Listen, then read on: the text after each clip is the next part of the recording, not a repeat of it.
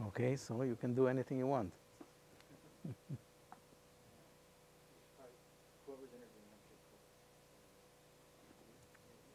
So I will be, is the idea, you want me to look at the camera or to look at the interview? Okay, you'll, so if I look in this direction, somehow I'm pulled in that direction, but it's okay.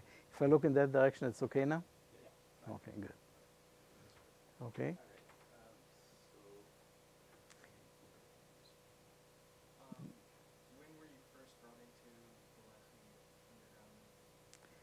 It was 1944. I was about 15. I joined the Lehi in Tel Aviv.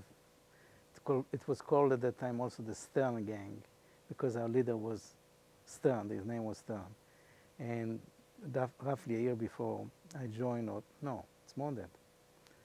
2 or 3 years before, he was murdered by the British while hiding inside a closet. And they said that they had to kill him because he was running away. He was inside the closet, so we know he did not run away. At the same location now we have a museum, the Lehi Museum in Tel Aviv, the same apartment building that he was murdered by the British. Can you tell us a little bit about what Lehi was? The name Lehi basically means fighter for the freedom of Israel, Lochamei Cherut Israel. And we were the smallest underground in Israel, and we started the latest. First of all, there was the Haganah, the largest one. Its goal was to protect the Jewish people from Arab attack, because the British were supposed to control the country, and the British took the country under the League of Nations mandate.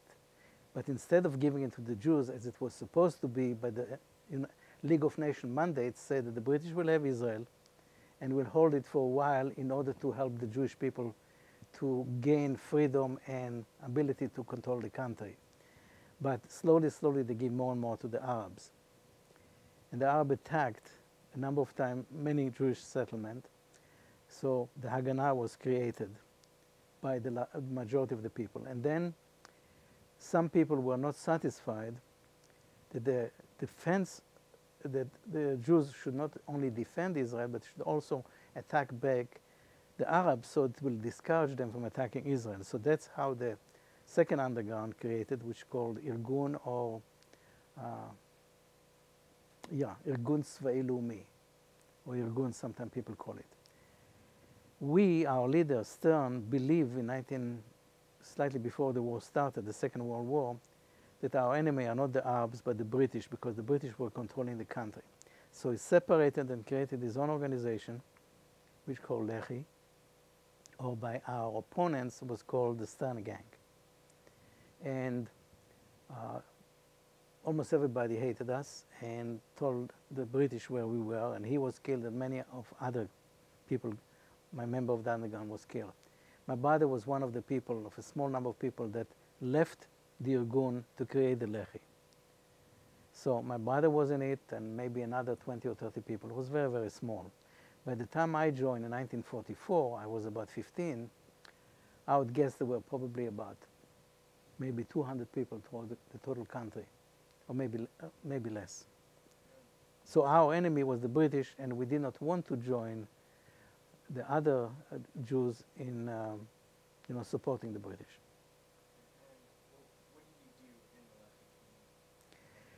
Yeah, as a new recruit, being only 15, I did what most new guys would be.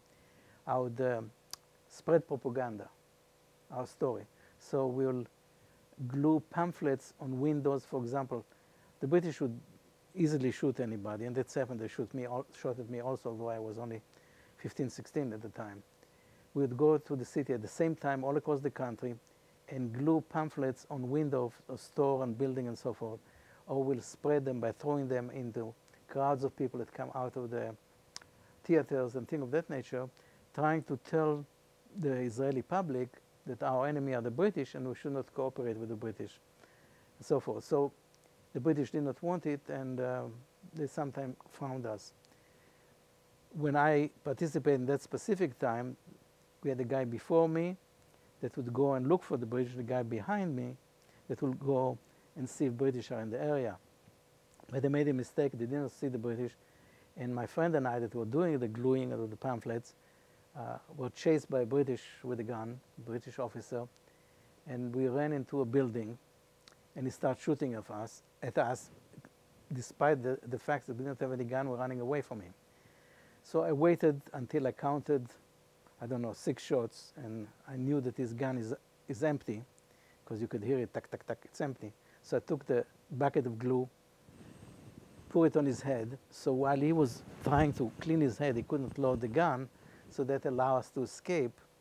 And later when I went to the same building and look how high I jumped down from the 2nd story and what fence I had to climb up, I couldn't believe it. Only when somebody shoots at you and you're afraid you can do things like that. So anyhow, that was one of the experiences. Later I was involved in counter-espionage. People that suspected that spy for the British, we would beat them up, and if they were very bad, we'd even kill them. Not many, but they did. So my duty was to follow them. For example, I would be sitting across a building that I knew the guy is hiding there and try to see what his activity. I'll have my bicycle with me. One girl from our group would sit down, and it was like 2 lovers talking while I was looking at the apartment and try to time when he come home, when other people coming, and so forth. So that was in counter-espionage. But I was a little too soft-hearted when we were supposed to beat this guy that I was following. I refused because he was tied, and I did not want to hit somebody which is already tied. And my leader was smart enough to tell me, get out of here and search for British in the area. And as I went, we were inside an orchard, so the trees protected us.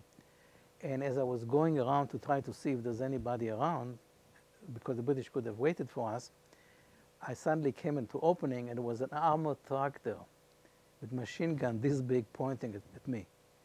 And I did not wait very long, and he took the machine gun, and you have to cock a machine gun to start it. You have to pull it in, and then you shoot, because you put the bullet in.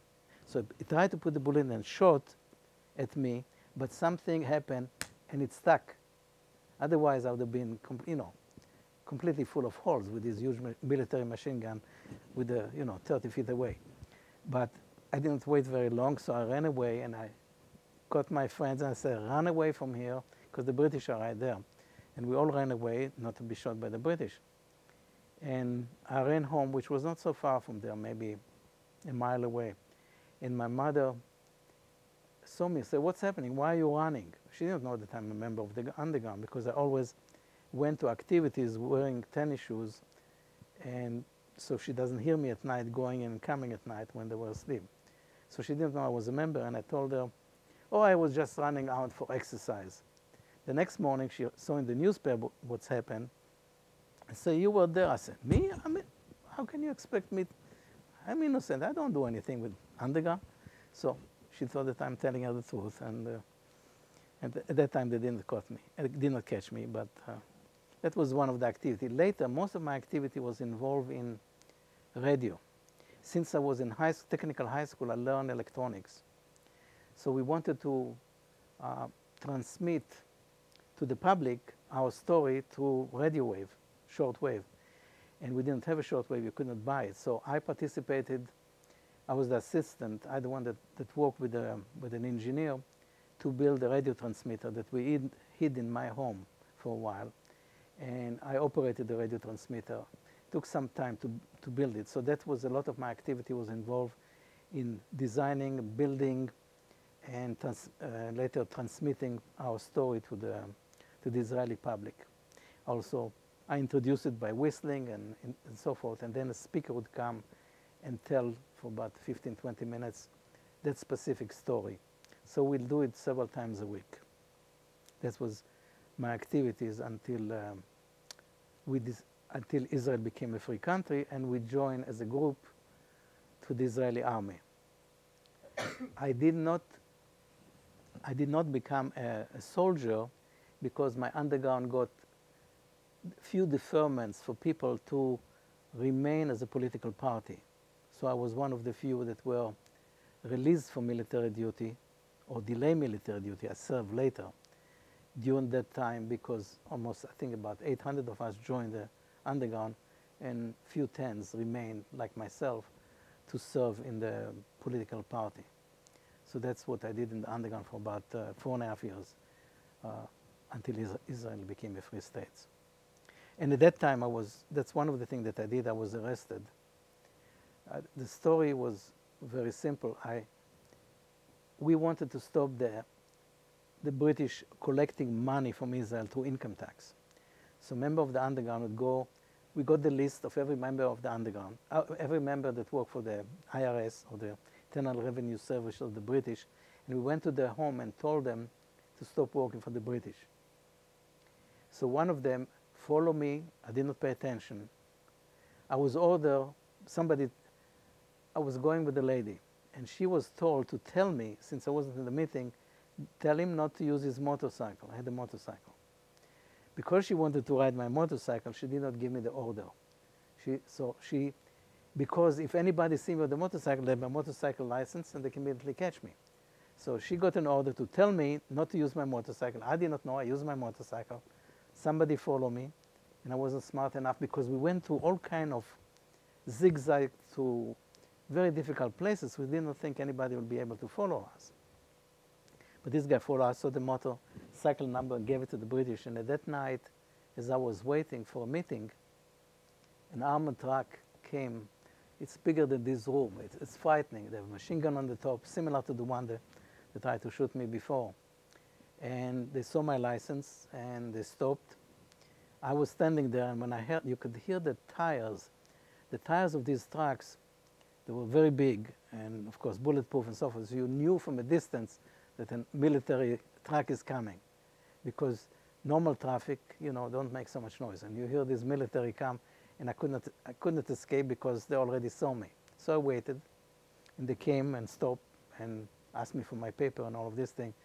And I thought, okay, I can escape in a motorcycle in the city if they arrest me. But they understood it by my look or whatever. They put an officer behind me, and he put a gun here, and he said, if you escape, you get a bullet.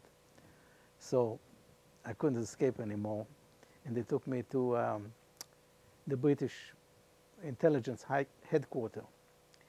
And what I did, I play as an innocent guy. I told them that I must call my mother because my mother would be very afraid. I never leave home very much in the evening. Gave them a full story. And to their credit, they sent a policeman to my home to tell my mother that I'm in jail and I'm okay. Being in jail was much better being outside because you could be shot by the British or anything. When my brother was shot, my mother was extremely happy. And we asked her why. He said, in prison they will not shoot him. The outside, look how many people are being killed from my underground. So my mother wasn't so worried, but at least that way. And then they took me to Jaffa prison, and it was a very interesting thing because at night they opened the prison for me, and there was a room there. There were Arab prisoners and Jewish prisoners. And I was mixed with criminals and other things. It was a room maybe 4 times this one, and on the floor you have something about, this is your carpet.